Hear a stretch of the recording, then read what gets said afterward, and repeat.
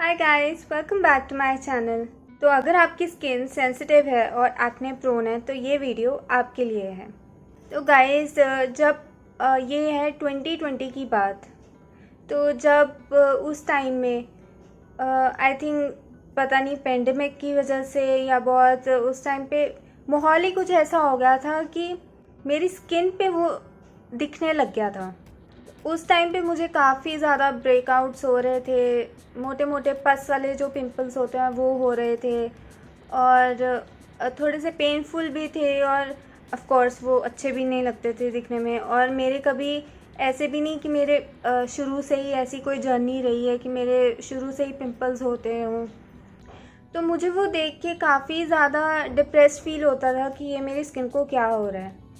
तो जब मैं रिसर्च कर रही थी तो मुझे एक प्रोडक्ट के बारे में पता लगा जो कि एक ऑयल था जिसका नाम है रोज़ेप ऑयल।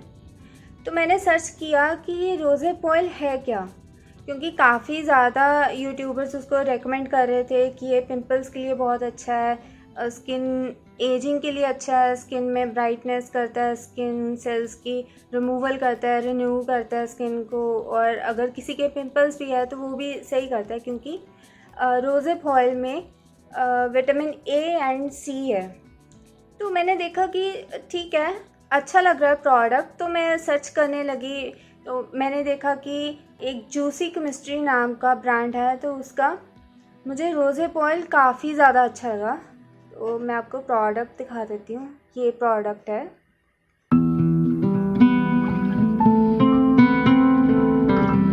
तो ये मैंने खुशी खुशी ख़रीद लिया उस टाइम पे। मुझे लगा कि इससे मेरी काफ़ी ज़्यादा इम्प्रूवमेंट हो जाएगी स्किन में।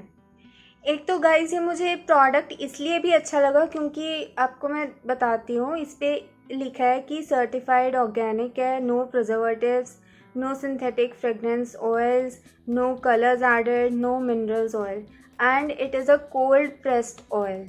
सो मुझे इसलिए भी ये बहुत अच्छा लगा। मैंने कहा चलो ठीक है, ट्राई करके देखते हैं। तो ये 2020 की बात है, मैंने तब से ट्राई करना स्टार्ट कर दिया। 2020 के एंड दिसंबर की बात होगी। तो मैं इसको ट्राई करती थी। शुरुआत में मैंने हफ्ते में एक बार से शुरू किया, तब तक ठीक था, मुझे लगा कि सूट कर रहा है। हाँ, क्योंकि मैंने काफ़ी जगह देखा था कि इसको डेली भी यूज़ कर सकते हैं अगर आपकी स्किन को सूट कर। तो मैंने देखा कि एक हफ्ते में एक बार लगा रही हूँ तो सही मेरी स्किन पे बहुत अच्छा रिएक्शन हो रहा है इसका। तो मैंने क्या किया कि मैंने डेली अप्लाई करना स्टार्ट कर लिया। अब जब मैं डेली अप्लाई कर रही हूँ तो पता नहीं ये शायद रोज़ेप ऑयल है या प्रोडक्ट ब्रांड है या पता नहीं क्या, मेरी स्किन पे फिर स्लोली बहुत खिंचाव सा महसूस होने लगा। एक तो मैंने उस टाइम पे दो गलतियाँ की।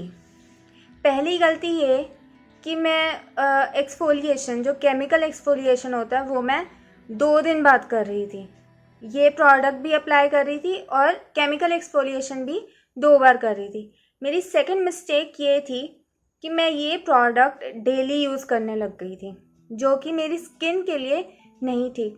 मैंने अब वो यूट्यूब वीडियो तो देख ली, पर उसमें ये नहीं बताया था कि जिनकी स्किन सेंसिटिव है उनको डेली यूज़ नहीं करना, पर मैंने तो डेली यूज़ कर लिया। अब स्लोली मेरी स्किन बहुत ड्राई होने लगी। मुझे यहाँ पर पैचेस नज़र आने लगे, ड्राई पैचेस।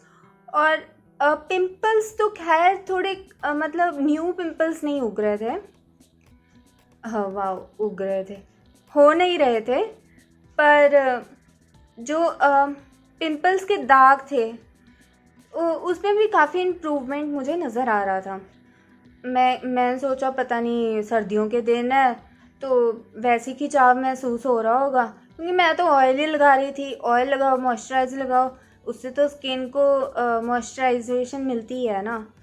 तो मैं तो इसी लॉजिक से चल रही थी कि ठीक है, मैं तो ऑयल लगा रही हूँ, इससे मॉइस्चर तो मिल ही रहा है, ये तो सर्दी के कारण मेरे खिंचाव हो रहा होगा। मैंने उस टाइम पे नोटिस नहीं किया, पर वो खिंचाव स्लोली बढ़ता रहा और कुछ दिन बाद मेरे फेस पे बहुत ज़्यादा इरिटेशन और खुजली होने लग गई थी। मैंने तब भी नोटिस नहीं किया, मैं ऐसे ही हो रहा होगा क्या पता, मैं तो फर्स्ट टाइम यूज़ कर रही थी रोज़े पॉल, मुझे क्या पता।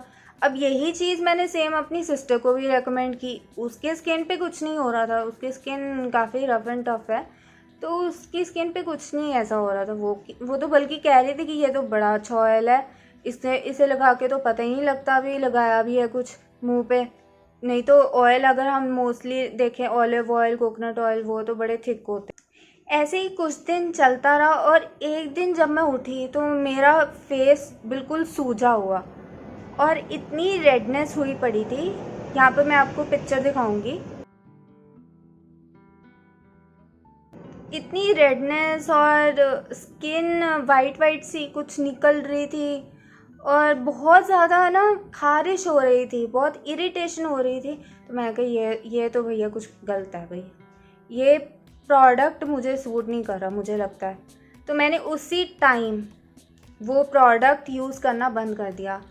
ये सबसे ज़्यादा मेरा दिमाग चल गया उस टाइम कि मैंने प्रोडक्ट ही बंद कर दिया। नहीं तो कई लोग तो मैंने ऐसे ही देखे हैं कि उनके पिंपल्स होते हैं पर वो फिर भी एक प्रोडक्ट पे अड़े रहते हैं कि नहीं ये तो मैं यूज़ करूँगा, डेली यूज़ क्या करूँगी।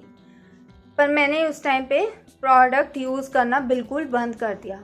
पर फिर भी मैं देख रही हूँ कि 2-3 दिन कि ये तो भैया जा ही नहीं रहा, मतलब और ज़्यादा मुझे तो इरिटेशन हो रही है, मुझे इतनी खारिश होती थी। पर उस टाइम पे मुझे ऐसा लगता था कि अगर मैंने इसको खारिश कर दिया, मेरे गर्दन पे होता था, मेरे आईज़ के अराउंड, मेरे यहाँ पर बहुत ज़्यादा खारिश होती थी। पर मैं करती नहीं थी क्योंकि मुझे यही डर था अगर मैंने खारिश कर दिया और यहाँ पर ज़ख्म हो गया तो फिर ये दाग बन जाएगा यहाँ पे, जो कि बिल्कुल भी अच्छा नहीं लगेगा। ठीक है, दाग हटाया जा सकता है पर उसके लिए भी कितना टाइम लग जाता है, 2-3 साल लग जाते हैं दाग हटाने में। तो फिर मैं डॉक्टर के पास गई। मैं कहा डॉक्टर पता नहीं मेरे स्किन पे क्या हो गया, आप बताओ। तो वो कहते क्या आप प्रोडक्ट कोई यूज़ कर रहे थे जो आपकी स्किन पे सूट नहीं किया। मैं कहा हाँ, मैं रिसेंटली रोज़ेप ऑयल यूज़ कर रही थी फॉर पिंपल्स और ये पिंपल के दाग के लिए। वो कहते अच्छा लगता आपको रोज़ेप ऑयल ना सूट नहीं कर रहा, आपको शायद एलर्जी है। मैं कहा एलर्जी, मुझे तो पता ही नहीं था मुझे कोई एलर्जी भी है। पर मैंने एलर्जी वाली बात इतनी ज़्यादा नोटिस नहीं की, मुझे लग रहा था कि ये शायद मेरी स्किन ही सेंसिटिव है। तो डॉक्टर ने बताया कि ठीक है मैं आपको एक दवाई देती हूँ, ये आप ले लो, ये एंटी एलर्जी की है और एक क्रीम है लैक्टोकैलामाइन करके, वो आप यूज़ करो, ये वाली। तो मैंने ये क्रीम लगानी शुरू की और इस क्रीम को लगा के मुझे पता है कि आप में से बहुत लोग कहेंगे कि ये क्रीम ठीक नहीं है मुंह के लिए, क्योंकि इसमें में परफ्यूम्स है क्योंकि, और परफ्यूम स्किन के लिए अच्छा नहीं होता। तो ठीक है कोई बात नहीं, डॉक्टर ने कहा है तो ठीक ही कहा होगा। मैंने ये यूज़ करना स्टार्ट कर दिया अगले दिन से ही और दवाई भी मैं कंटिन्यू ले रही थी। तो मैंने 2-3 दिन बाद ही देखा कि मेरी जो इरिटेशन थी स्किन की वो कम होने लग गई। मैंने 1-2 हफ्ता लगाई क्रीम और फिर मैंने छोड़ दिया जब मुझे लगा कि हाँ पूरी तरह वो जो रेडनेस थी, इरिटेशन थी और मेरे खारिश हो रही थी और जो सूज गया था मेरा मुंह, वो भी काफ़ी कम हो गया था। तो गाइस इस वीडियो से ये मैं आपको बताना चाहती हूँ कि अगर आपके साथ भी कुछ ऐसी ही प्रॉब्लम होती है तो आप ये क्रीम रेकमेंड मैं करूँगी लैक्टोकैलामाइन, बिकॉज ये मुझे डॉक्टर ने ही रेकमेंड किया था। और प्लस दूसरी बात मैं आपको बताना चाहूँगी कि अगर आपको लगता है कि आपकी स्किन सेंसिटिव है तो पहले तो पैच टेस्ट करो। ये गलती मैंने कर दी कि मैंने पैच टेस्टिंग नहीं की, मैंने सीधा ही डायरेक्टली अप्लाई कर लिया, क्योंकि आज तक जो भी मैं प्रोडक्ट लगाई थी मुझे कोई भी ऐसे ही नहीं था कि मुझे कोई किसी से सेंसिटिविटी हुई हो या कुछ भी मुझे सूट ना किया हो, ऐसा मेरे साथ कभी नहीं हुआ। तो मैंने डायरेक्टली मुंह पे लगाना स्टार्ट कर दिया था, वो मेरी तीसरी गलती थी। आप ये गलती ना करो, पहले पैच टेस्ट करो। पैच टेस्ट यहाँ करना है या यहाँ पर करना है। जैसे कि मेरे साथ हुआ रोज़ेप ऑयल लगा के, ये ज़रूरी नहीं है कि सबके साथ ही हो, क्योंकि मेरी सिस्टर को बहुत अच्छा सूट किया था उसके फेस के लिए और उसको ब्राइटनेस भी फील हो रहा था फेस पे।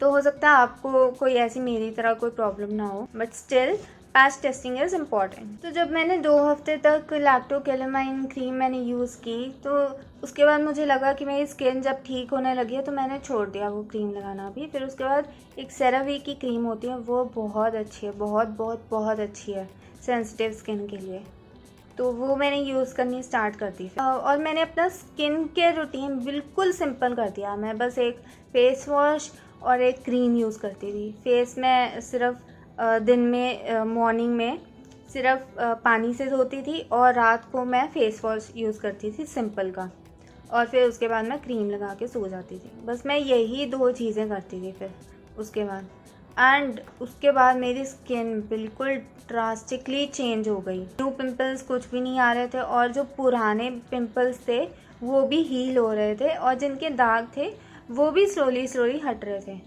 और जो मैंने 4th बात मैं शेयर करना चाहूँगी कि मुझे इससे पता चला कि हर दूसरे दिन एक्सफोलिएशन नहीं करना। मुझे लगता है कि वो भी एक फैक्टर था कि एक तो मैं वैसे भी रोज़े पॉल यूज़ कर रही हूँ, उससे भी स्किन रिन्यू हो रही है, और हर दूसरे दिन मैं केमिकल एक्सफोलिएशन भी कर रही हूँ, उससे भी न्यू स्किन सेल्स आ रहे हैं। तो वो बिल्कुल डबल प्रोसेस हो गया, और वो इतनी जल्दी प्रोसेस स्किन झेल नहीं पाया, तो इसलिए भी मुझे लगता है सेंसिटिविटी आ गई। तो मैंने 4th चीज़ ये अपने में इंक्लूड की कि मैंने एक्सफोलिएशन हर हफ्ते करने लग गई, और अब तो खैर मैं हर 2 हफ्ते में एक बार करती हूँ, क्योंकि मुझे ऐसा लगता है कि मेरी स्किन को इतनी ज़्यादा एक्सफोलिएशन की ज़रूरत नहीं है। पर हाँ, अगर आपकी स्किन में ज़्यादा डर्ट या ऑयल वगैरह ज़्यादा रहता है तो फिर आप हफ्ते में एक बार यूज़ करिए। तो आई होप गाइस आपको ये वीडियो हेल्पफुल लगी हो और अच्छी लगी हो, और आपको भी इस वीडियो से कुछ बातें सीखने को मिली हो। जो मिस्टेक्स मैंने की है वो आप लोग ना करें, इसलिए मैंने ये वीडियो बनाया है। तो अगर आपको ये वीडियो अच्छी लगी है तो प्लीज़ इसको एक लाइक कीजिए, और कमेंट करके बताना अगर आपके साथ भी ऐसा कुछ हुआ है तो आपने क्या किया है उसमें। बाय।